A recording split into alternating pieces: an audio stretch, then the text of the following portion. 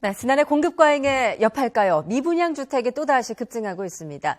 그렇지만 건설사들의 밀어내기 분양이 계속되면서 주택시장 불안감은 커지고 있는데요. 이런 가운데 다음 달 시행되는 대출 규제 강화 영향으로 부동산 거래 시장은 더욱 냉각될 전망입니다. 오늘 이슈인사에 대해서는 부동산 관련 이슈 집중적으로 짚어보겠습니다. 박성호 YTN 경제전문 기자 그리고 김규정 NH투자증권 부동산 연구위원 나오셨습니다. 어서 오세요. 네, 안녕하세요. 예. 먼저 박성호 기자, 조금 전 나왔던 속보부터 조금 여쭤보겠습니다. 일본은행이 사상 처음으로 마이너스 금리를 도입하기로 했다는데 이게 경기 부양책인 거겠죠? 일단 일반적으로 돈을 은행에 맡기면 이자를 받지 않습니까? 그게 뭐 금리가 높든 낮든 간에. 근데 이번에 맡기게 되면 그 fee라고 해서 관리비를 받겠다. 실질적으로 보면 마이너스 0.1%의 금리를 주겠다. 예. 돈을 맡기면 비용을 오히려 돈을 맡긴 사람이 내야 된다. 예. 그 얘기는 돈을 은행에 넣지 말고 다른 곳에 투자하든지 소비를 하라. 그런 이야기입니다. 예. 그런 얘기를 일본 은행이 했고요. 그다음에 물가가 보통 미국과 마찬가지로 2% 정도는 올려야 되겠다라는 그 얘기를 하는데 언제 2% 될 거냐. 목표가 2%를 가야 되는데 그 시기를 원래 올해 하반기로 잡았는데 내년 상반기로 예. 한 6개월 정도 더 미뤘습니다. 그럼으로써 물가 오르는 거 걱정하지 말고 돈을 좀 많이 써라. 예. 이런 취지로 얘기했고요. 그래서 도쿄 증시가 3% 이상 급등을 했고 엔화 가치가 달러당 121엔 정도로 급락을 했습니다. 예. 그러니까 간단히 말하자면 은행에 돈을 맡기려면 돈을 오히려 주고 그렇습니다. 맡겨라라는 것인데 그렇게 되면 누가 은행에 돈을 맡기겠습니까? 돈을 빼서 투자를 하겠죠. 그렇습니다. 우리나라에 미칠 영향은 좀 어떻게 내다볼 수 있을까요? 우리나라와 중국에 큰 영향을 미칠 것입니다. 나가 세계 경제인데 일단 엔화 가치가 급격하게 떨어지게 되면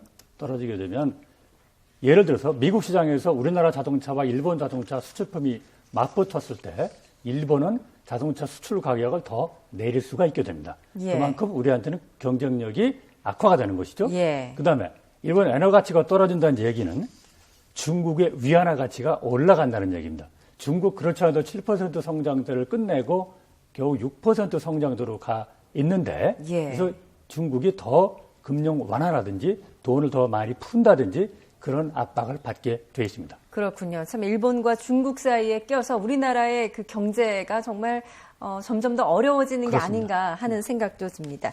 알겠습니다. 이 문제는 좀 더 짚어보도록 하고요. 이제 부동산 이야기를 좀 한번 해보겠는데요. 한때 호황을 누린 듯했던 아파트 분양 시장 다시 미분양이 늘고 있다던데 어느 정도로 늘었습니까? 작년 말 12월 기준으로 따지면 전국에 한 6만 가구 정도가 미분양 상태입니다. 이 수준을 어떻게 볼 것이냐는 겁니다. 그런데 6만 가구 중에 미분양 6만 중에 3만 정도가 11월, 12월에 늘었습니다. 예. 그럼 거의 절반이 2달 사이에 는 거잖아요. 그러면 그 속도가 굉장히 문제가 될 수 있겠죠. 예. 그럼 앞으로 속도가 어떻게 될 거냐. 여기 전망이 엇갈리고 있는데 예. 그것이 아마 점차 완화될 거다 하는 전망들이 더 우세한 것 같고요. 예. 그런데 전반적으로 보면 미분양 7만 가구다. 전국적으로. 아주 한 6만 가구다. 예. 이게 보면 지난 10년 정도 평균을 보면 한 해 7만 가구 정도가 미분양이거든요. 그렇게 보면 그렇게 심각하지 않을 수 있다.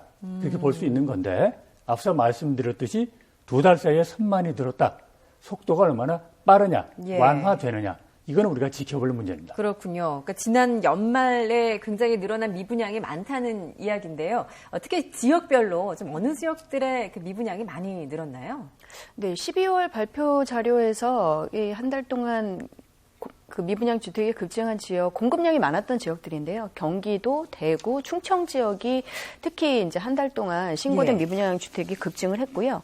지금 잔여 미분양 주택 총량으로 보자면 경기 용인이나 파주, 화성, 김포, 평택 등지에 현재 잔여 남아있는 미분양 주택이 많은 것으로 조사가 되고 있습니다. 예. 전체 6만 미분양 주택 중에 3만 채 정도가 지금 수도권에 남아있는데 그중에서도 상당량이 거의 경기도 쪽에서 공급이 많았던 예.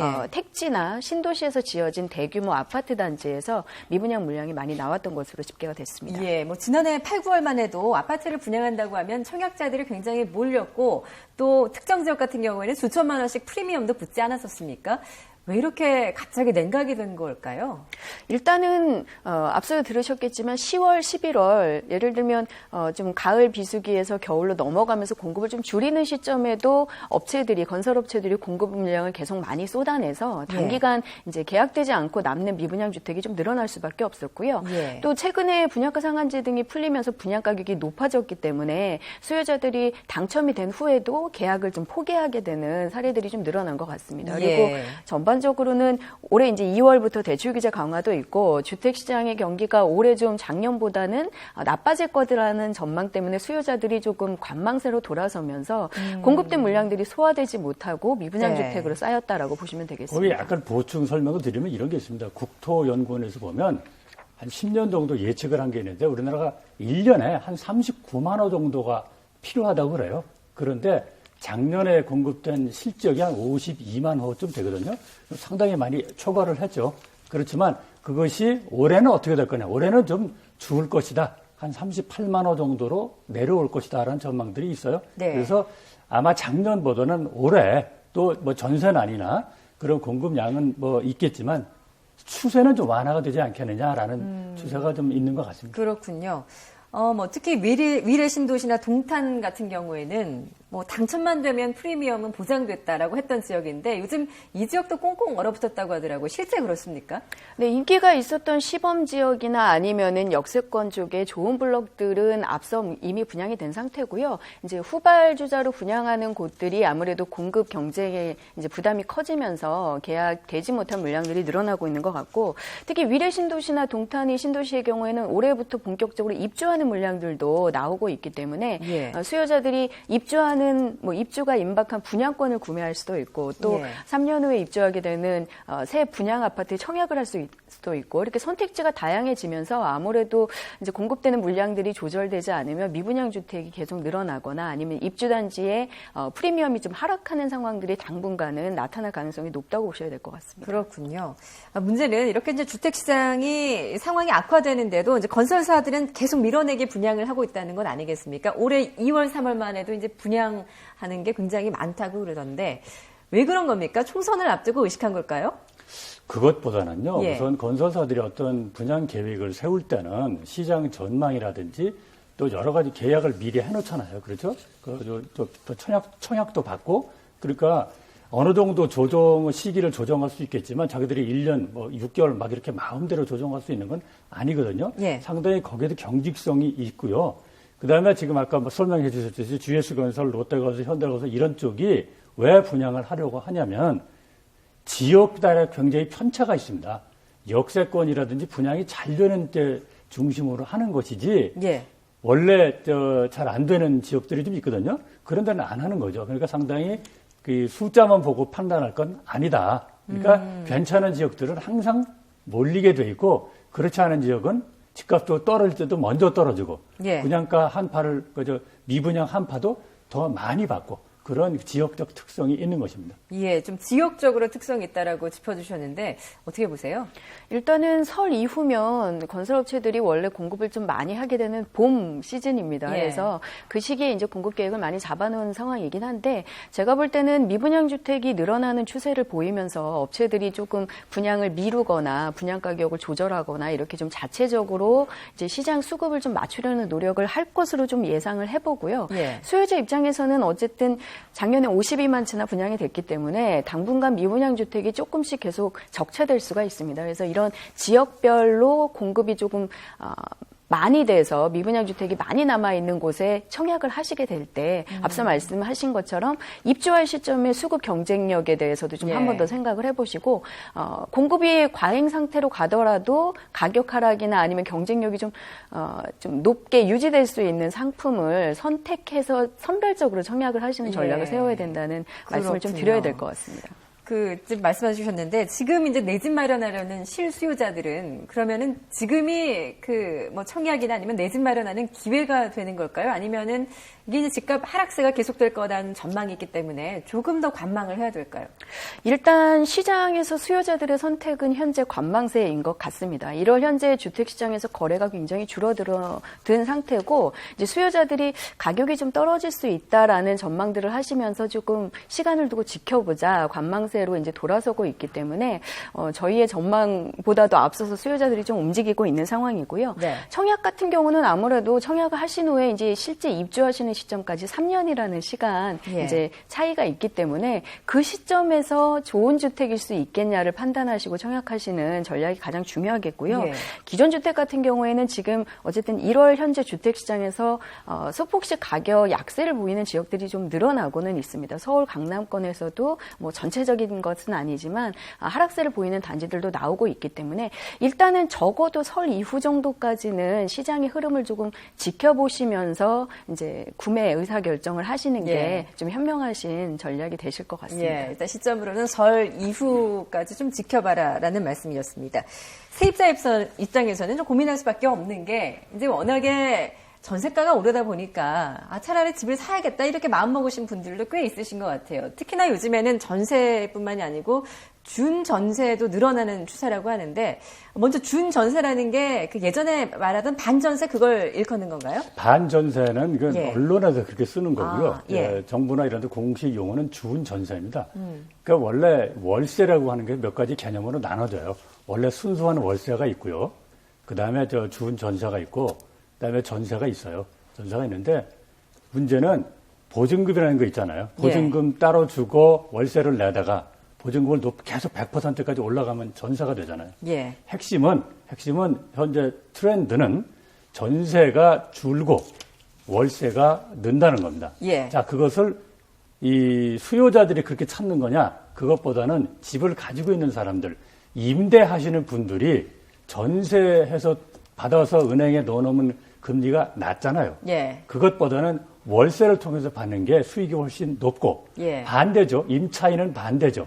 그래서 현재 전세난은 계속되고 있는 거고 예. 정도는 좀 약화될지 모르지만 당분간 전세난은 계속된다라는 게 시장의 지배적인 전망입니다. 또 전세가가 계속 오르다 보니까 이게 전세 인상금만큼의 그 인상분을 또 월세로 전환해서 받는 것도 늘기 때문에 이렇게 준전세가 늘어나는 것 같아요.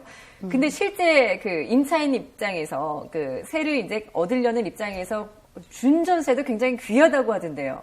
네, 요즘은 어떻습니까? 뭐 보증금 예전처럼 완전하게 전세 계약을 할 수 있는 신규 물건은 앞서 말씀드린 뭐 위례라던가 이렇게 새로 공급되는 시장에서 나오는 경우를 빼고는 정말 찾기가 좀 어려운 것 같고요. 네. 말씀하신 것처럼 집주인들이 전세 계약 만기가 됐을 때 이제 보증금을 올려달라고 하면서 그 보증금을 월세로 받겠다라고 하면 그게 이제 준 전세가 되는 것이잖아요. 그래서 네. 어쨌든 공급을 하는 집주인들이 대부분 일부라도 월세를 받는 형태를 원하기 때문에 시장에서는 그런 물건 위주로 이제 공급이 되고 있는 거고 예. 그것들 중에서도 조금 월세 금액이 적어서 매달 현금 지출이 좀 부담이 적을 수 있는 상품을 찾기는 굉장히 어려운 상태입니다. 그래서 예. 그런 좋은 준전세를 찾기 위해서 이제 세입자들 간의 경쟁도 늘어나고요. 근데 요즘에는 사실은 수요자 입장에서 준전세를 희망하는 경우도 간혹 나타나고 있습니다. 왜냐하면 전세 보증금을 계속 올려주다 보니까 이제 집값의 가치에 비해서 전세 보증금이 너무 높아서 나중에 이제 계약 종료 후에 돌려받을 때도 좀 걱정이 되고 예. 소위 이제 깡통 전세라고 해서 집값의 가치 수준보다 전세 보증금이 너무 과도하다라고 판단이 되면 세입자들도 보증금을 그냥 더 올려주기보다는 그냥 안전하게 그 부분은 월세로 추가 계약을 하자 이런 식으로 나오기도 해서 요즘은 이제 양쪽에서 공급하는 집주인이나 세입자 양쪽에서 조금 희망해서 계약이 체결되는 경우도 그렇군요. 나타나고 있습니다. 그야말로 이제 월세 시장으로 점점 확대되는 트렌드 자 과도기적인 상황이라고 봐야겠죠. 그렇군요. 이제 점점 전세가 이제 없어진다는 말일 텐데요. 전세값은 올라가고 매매는 안 되고 있고 참 어려운 것 같습니다. 이런 와중에 이제 다음 달에 당장 대출 규제가 강화되면서 이런 부동산에 불어닥친 한파 점점 더 심해질 거로 예상이 되지 않습니까? 이렇게 되는 것이죠. 예. 그러니까 주택을 담보로 해서 대출을 받는 게 주택 담보 대출이잖아요. 그 기준이 강화되는 겁니다.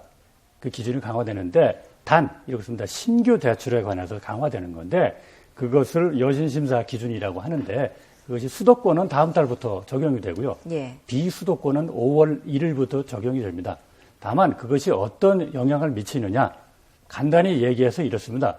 그 돈을 빌릴 때 뭐 몇 년간은 안 갚고 이자만 갚고 그 뒤에 원리금 갚고 이런 식으로 거치식 있잖아요. 예. 그걸 없애고 아예 그냥 처음부터 분할 상환을 해라.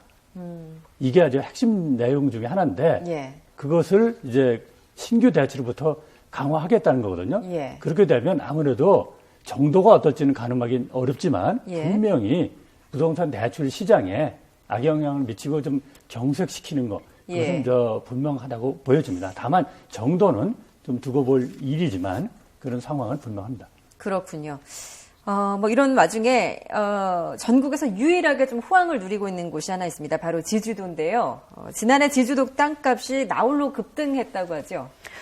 사실은 나홀로는 아니고요. 예. 전국적으로 지가가 지난해 좀 다 일제히 올랐는데요. 예. 전국 평균에 비해서 제주도가 좀 월등히 많이 올랐습니다. 예, 그래서 특히 많이 올랐다는 얘기군요. 예, 전국이 지난해 이제 2.4% 정도 지가 상승률을 보였는데 제주도가 평균 7.5% 올랐고 특히 그 두 번째 제주공항 생긴다고 발표된 성산읍 쪽의 지가가 연간 12.28%나 올라서 예, 예. 아무래도 이제 개발 호재가 이전에도 사실 이미 얘기가 조금 계획들이 네. 여러 가지 안이 나오면서 투자하신 분들도 있었고 확정 발표가 되면서 이제 지가가 상승한 것으로 보시면 되겠습니다. 그리고 제주도가 전반적으로 이제 서울에서 약간 전원 생활을 위해서 내려가면서 이제 대지나 주택 구입하신 분들도 많았고 또 해외 투자도 계속 받고 있기 때문에 네. 아무래도 전반적인 개발 기대감이라던가 이제 수요 집중 현상으로 가격이 계속 오름세를 보인 걸로 보실 수 근데 있겠고요. 제주도 땅값과 또 아주 밀접한 관계가 있는 것이 있습니다. 예. 바로 중국인 투자자들입니다. 예.